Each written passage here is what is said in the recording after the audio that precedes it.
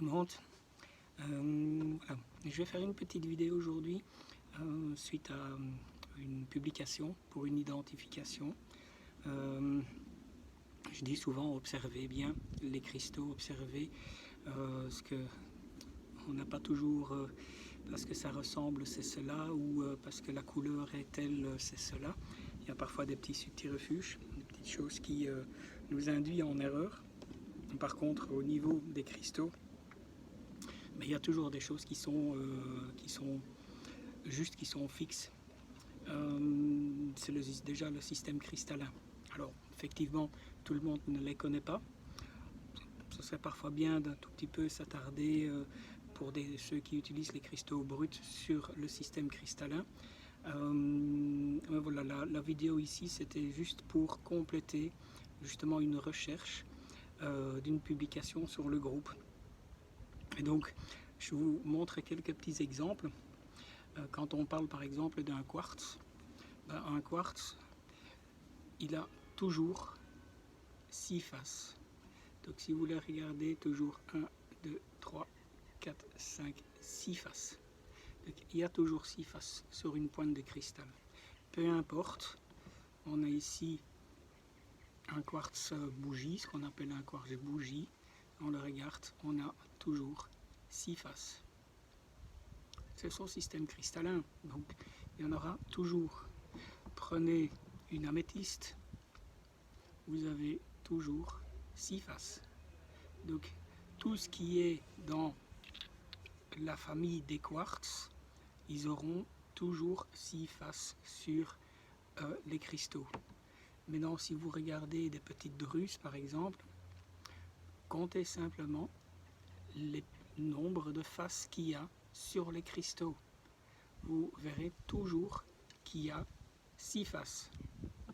Peu importe qu'elle soit saupoudrée d'hématite ou autre, le cristal sera toujours de 6 faces. Un quartz hématoïde a toujours 6 faces. Parfois ils sont un peu recouverts aussi de calcaire qui peut un petit peu tromper le visuel, mais si on gratte un petit peu ou qu'on observe bien, on aura toujours 6 faces. Tout ça c'est pour identifier une druse de quartz.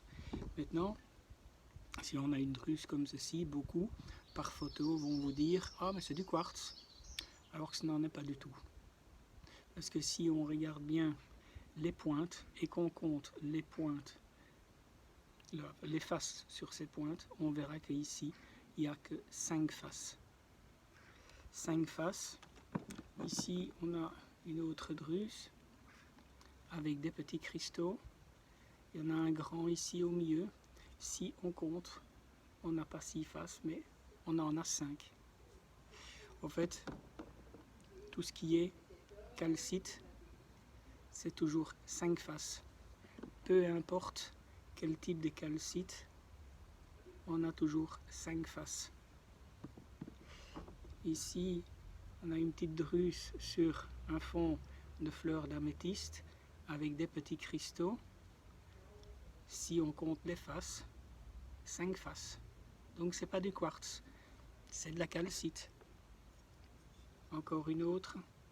Sur photo, on pourrait dire oui, un quartz chlorite machin. Comptez simplement le nombre de faces de vos cristaux. Si vous avez 5 faces, c'est de la calcite, de toute façon.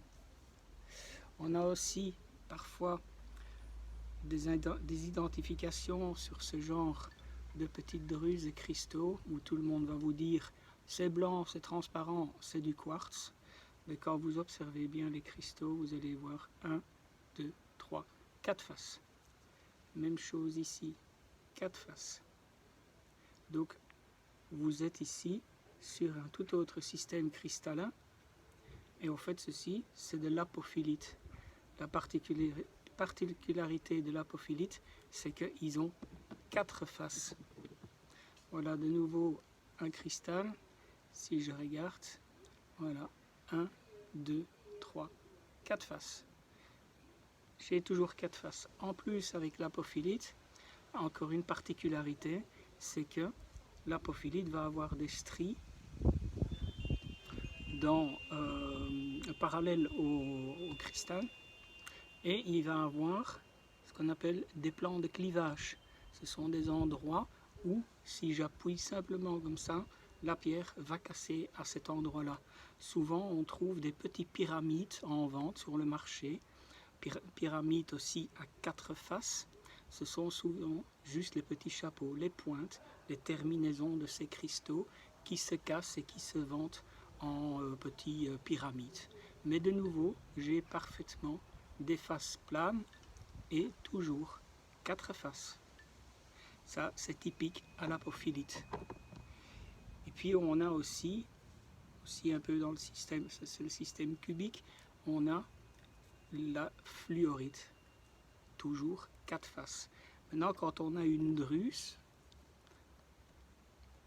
et qu'on dit oui, mais c'est du quartz ou c'est de la fluorite, etc., comme justement le post qu'il y a sur le groupe, comptez simplement vos faces et vous allez voir si vous êtes dans un système cubique ou hexagonal, triclinique ou autre. Comptez les faces de vos cristaux, peu importe comment ils soient, il sera dans la fluorite toujours système cubique.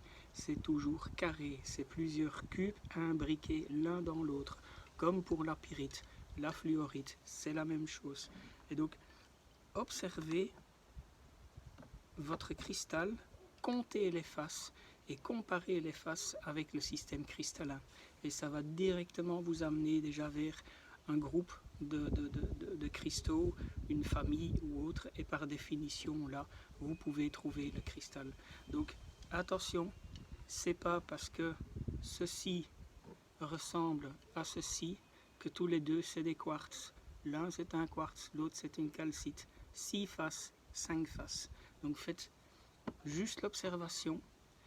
Plus besoin du coup de sortir des grands outils de test ou autres. Observez. Pour moi, l'observation, quand il y a naturellement des signes distinctifs, l'observation est pour moi le meilleur moyen d'identifier les pierres sans les abîmer, sans devoir faire des tests, sans risquer de les détruire ou autre. Donc voilà, faites le petit test. Peut-être que cette vidéo va aider justement sur cette publication de trouver quelle est la famille ou quel est le minéral de cette publication, donc de cette druse qui a été publiée.